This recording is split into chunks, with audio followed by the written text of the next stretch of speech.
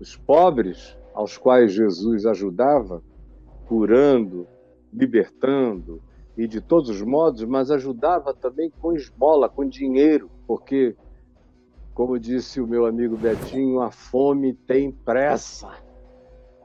Por isso que Jesus diz lá na Galileia aos discípulos, depois de 3, 4 dias de um retiro, com nenhuma comida praticamente, com quase nada, Jesus disse: dai-lhes aos discípulos que deveriam representar a essência da igreja, dai-lhes vós mesmos de comer. Dai-lhes. Aí eles disseram: como? Jesus disse: tragam o que vocês têm. E a partir do que vocês têm, o milagre da multiplicação vai acontecer. Mas a igreja, e esta que está aí de extrema direita, tanto aqui quanto nos Estados Unidos, como em qualquer outro lugar onde esteja, ela odeia pobres.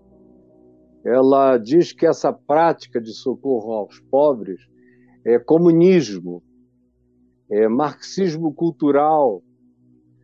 Você ter compaixão, que foi o que Jesus mandou ter, tenho compaixão dessa gente, porque eles são como ovelhas sem pastor, e não sabem discernir a mão direita da mão esquerda. Eles estão aí prontos para serem ajudados, mas tem tão pouca gente para trabalhar em favor deles. A seara é grande, mas os trabalhadores são poucos. Está lá em Mateus 15, 11. Rogai ao Senhor da seara que mande trabalhadores para a seara. E ele olhando para aquela multidão de desvalidos. Tenho compaixão dessa gente. Pelo critério da extrema-direita, você tem que chamar Jesus de marxista cultural.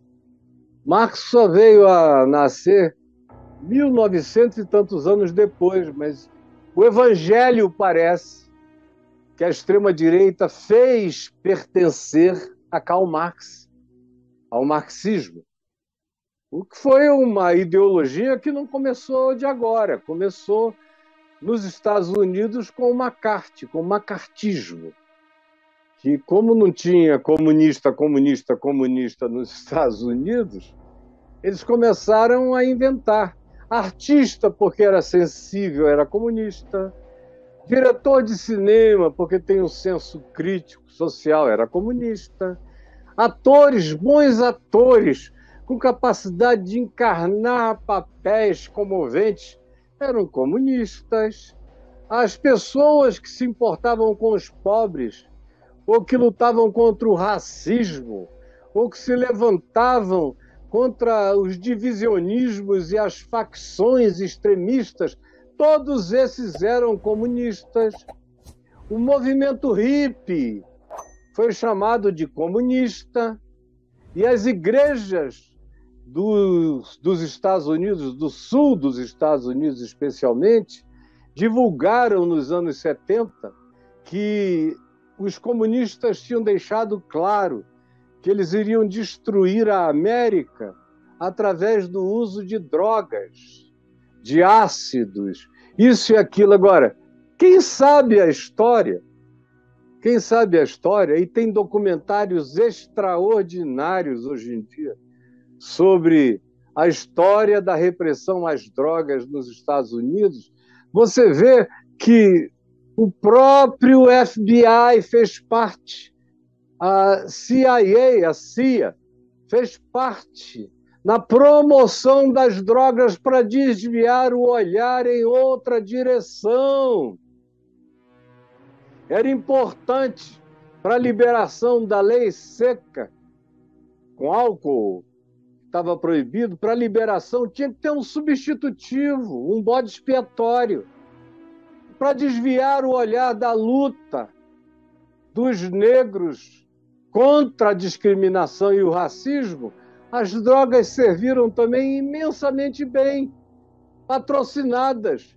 Uma quantidade enorme de drogas era colocada dentro dos Estados Unidos, acobertadas pelo FBI e pela CIA.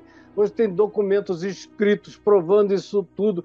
A hipocrisia extraordinária desse negócio todo. Tanto é que de 8 anos para cá eles começaram a diminuir a repressão por verem o óbvio que aquilo nunca vai acabar com a situação que tem que ser tratada com políticas públicas e com conscientização. Do contrário, a repressão só aumenta.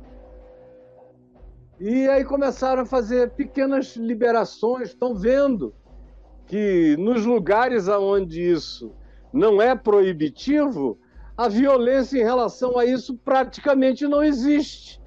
Um exemplo extraordinário é o Uruguai, aqui ao sul do nosso país, que já lidou com isso há muito tempo e não é sede de distribuição de capital de traficante de modo algum. Eles crescem na repressão. E os traficantes do Rio de Janeiro, com quem eu tive conversas com praticamente todos os importantes, me diziam: olha, o tráfico não quer a liberação das drogas porque a gente vai perder o mercado. Vai ter quem possa cultivar legalmente, vai ter que vão pagar os impostos, vão fazer tudo isso e nós vamos ficar com a mão na frente e outra atrás. E como aqui a gente não tem capacidade de plantio de nenhuma delas, a gente vai ter que correr atrás de outro modo. Mas você veja, até o tráfico tem consciência de que tirar e descriminalizar iria acabar com o negócio deles. Respondendo à tua pergunta, mas isso também é marxismo cultural, uma proposta que não envolva repressão em tudo, é marxismo cultural. Você dá liberdade para que casais homoafetivos se casem, é marxismo cultural. Ou que mulheres se casem, é marxismo cultural. Ou que transexuais se casem, é marxismo cultural. Ou que você tenha uma opção de compaixão pelos pobres e se dedique a eles, é marxismo cultural. De modo que toda situação de suspensão de repressão que não cura nada, só aumentam os mortos e complexificam a própria criminalidade, fazendo ano a ano profissionalizar-se mais, expandir-se mais e continuará a crescer. Hoje em dia, no Rio de Janeiro, 2/3 da cidade são controladas pelas milícias, que se alimentam também do controle das favelas e da negociação com o tráfico. Até para entrar a droga lá, a milícia tem que ganhar. Quem trabalha contra isso, quem quer que se levante em nome da razão, em nome da lógica, em nome de pesquisas insofismáveis, em nome da história demonstrada, em nome de tudo, está defendendo uma tese de marxismo cultural.